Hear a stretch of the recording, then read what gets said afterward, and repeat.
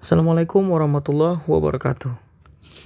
Oke, pada video kali ini saya akan coba bahas materi inti dari program linear. Nah, pada video sebelumnya saya sudah bahas tentang pertidaksamaan, sistem pertidaksamaan, daerah penyelesaian, kemudian menggambar himpunan ataupun menggambar daerah penyelesaian dari suatu sistem pertidaksamaan. Nah, jadi di sini saya akan bahas tentang sebenarnya apa itu program linear. Nah, program linear itu adalah suatu cara yang bertujuan untuk menentukan himpunan penyelesaian untuk suatu sistem pertidaksamaan. Nah, atau bisa dibilang program linear ini adalah lebih ke suatu teknik. Nah, di mana nantinya kita akan menemukan sebuah permasalahan yang akan kita selesaikan, di mana permasalahan-permasalahan itu nantinya akan berujung kepada nilai optimum namanya. Nah, baik nanti mencari nilai maksimum ataupun nilai minimum. Nah, jadi permasalahan itu nantinya juga akan berkutat di mencari keuntungan ataupun biaya minimum, keuntungan maksimum ataupun biaya minimum. Nah, kita akan menyelesaikan permasalahan-permasalahan seperti itu dengan menggunakan program linear ini. Nah, tapi sebelum masuk ke menyelesaikan permasalahan tersebut, nah, kita harus dulu memahami yang disebut dengan model matematika. Di mana model matematika ini adalah yang sebelumnya itu kita pahami sebagai sistem pertidaksamaan. Nah, sistem pertidaksamaan inilah nanti yang akan menjadi model matematika dari sebuah permasalahan yang akan kita pecahkan. Nah, oleh karena itu, sebelum masuk ke sana kita harus memahami dulu bagaimana membuat sebuah ungkapan menjadi sebuah pertidaksamaan, ataupun bagaimana membuat sebuah ungkapan menjadi sebuah model matematika. Nah, saya akan coba membuat beberapa ungkapan di sini dan kita akan buat model ataupun pertidaksamaannya. Nah, misalkan begini. Saya buat yang pertama.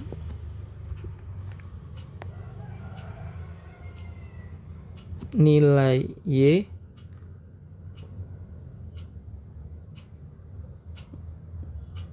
di antara 2 dan 6. Nah, nilai Y di antara 2 dan 6 ini implikasinya adalah berarti si Y itu lebih besar dari 2 dan dia lebih kecil dari 6. Nah, bagaimana kita menuliskannya? Nah, berarti cara menuliskannya adalah seperti ini. 2, 6. Kemudian Y itu tadi berada di antara 2 dan 6. Nah, agar lebih gampang, perhatikan saja kita memilih tanda apa itu kita bisa membandingkan bilangan 2 dan 6 ya. 2 itu pasti lebih kecil atau kurang dari 6. Nah, maka tanda yang kita pakai di sini adalah kurang dari. Nah, jadi pertidaksamaannya adalah 2 artinya lebih kecil dari Y, lebih kecil dari 6. Artinya Y itu berada di antara 2 dan 6. Tadi di mana saya bilang implikasinya adalah Y lebih besar dari 2 dan Y lebih kecil dari 6. Nah, jadi Y itu contohnya adalah misalkan kita bilang bisa dibilang 2,5, kemudian 3, 3,7, 5,8. Nah, itu termasuk dan banyak lagi bilangan Y yang termasuk ke dalamnya. Nah, kemudian kita coba nilai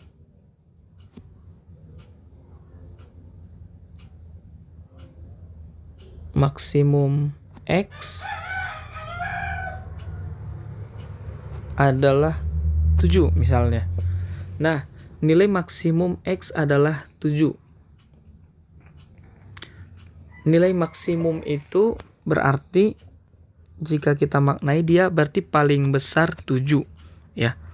Nah, si X itu paling besar 7, maksimum 7, berarti tidak boleh lagi melebihi 7. Nah, jadi bahasa maksimum ini adalah sebenarnya batas tertinggi, ya. Batas tertinggi berarti pertidaksamaan yang kita buat itu adalah X lebih besar, X lebih kecil sama dengan 7. Nah, artinya nilai maksimum X itu adalah 7. Jadi nilai yang boleh itu adalah nilai yang lebih kecil dari 7 atau maksimum 7. Nggak boleh melebihi 7 karena nilai maksimumnya adalah 7. Nah, jadi terbalik jika saya buat seperti ini. Nilai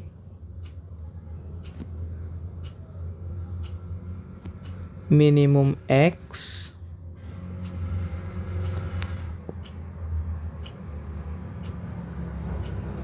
adalah 10.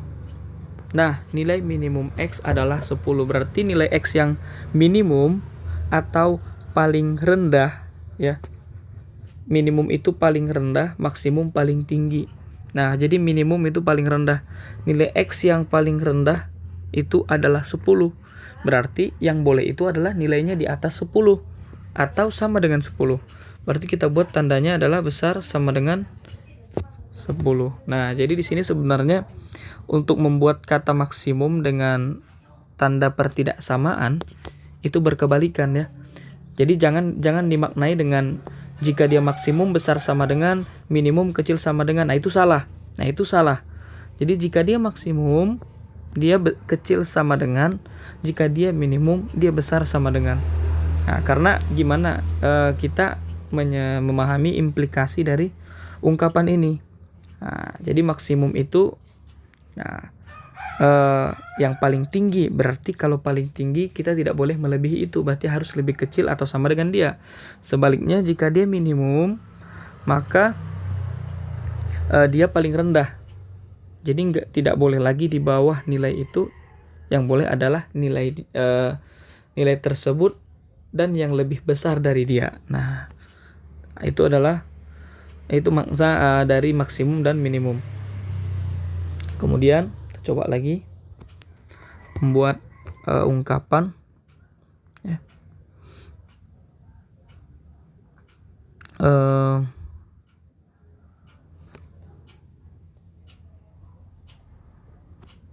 Nilai Y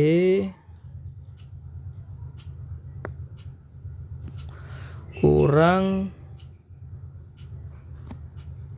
dari 12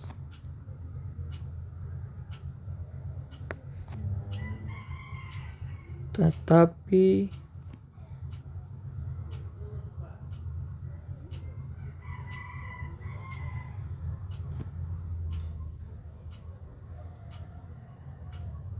tidak kurang dari 5. Nah, nilai Y kurang dari 12 tapi tidak kurang dari 5. Nah, bagaimana kita memahami ungkapan ini? Nah, Y kurang dari 12, ya. Berarti kita buat seperti ini. Bisa kita lihat implikasi dari sini sebenarnya Y kurang dari 12 tapi tidak kurang dari 5. Berarti di atas atau sama dengan 5. Nah, jadi bahasa tidak kurang ini adalah tidak kurang dari 5, berarti dia 5 ke atas. Ya, berarti itu masih 5 ini masih masuk ke dalam Y. Sementara 12 tidak masuk lagi ke dalam Y. Nah, berarti seperti ini. Berarti pertidaksamaannya adalah 5 kurang dari Y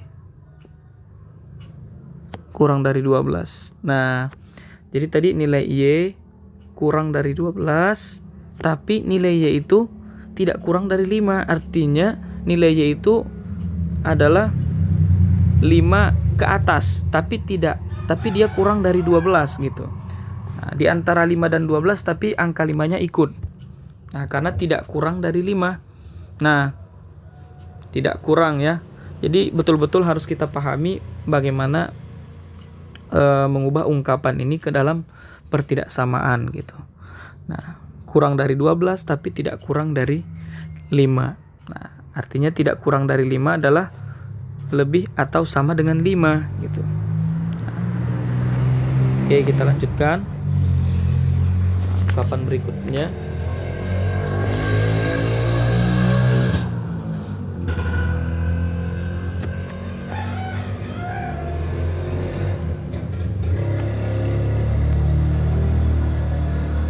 X dan Y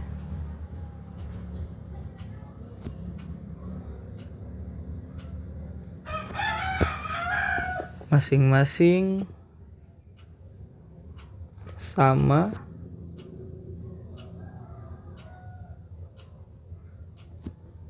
atau lebih dari 0. X dan Y masing-masing sama atau lebih dari 0. Nah, berarti pertidaksamaannya adalah X besar sama dengan 0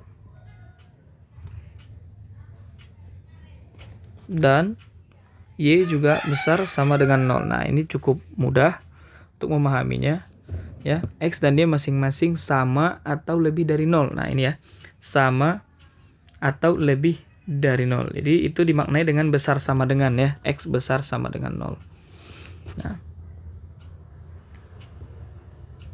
kemudian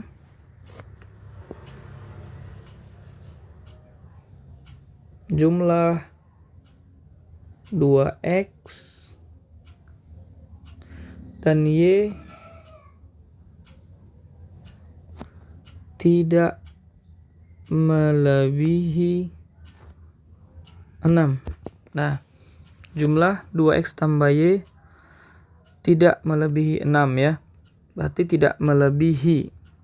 Berarti jumlah berarti 2X tambah Y kurang dari atau sama dengan 6. Karena tidak melebihi. Berarti kalau tidak melebihi, berarti dia kurang dari atau sama dengan. Nah, karena tidak boleh lebih dari 6. Jadi jumlahnya itu tidak boleh lebih dari 6, berarti yang boleh adalah 6 ke bawah. Nah, nilai 6 ke bawah berarti kurang dari atau sama dengan 6. Jadi 6-nya juga masih ikut. Kemudian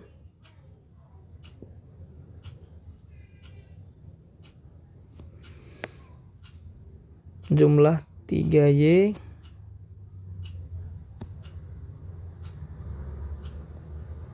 dan 2X kurang dari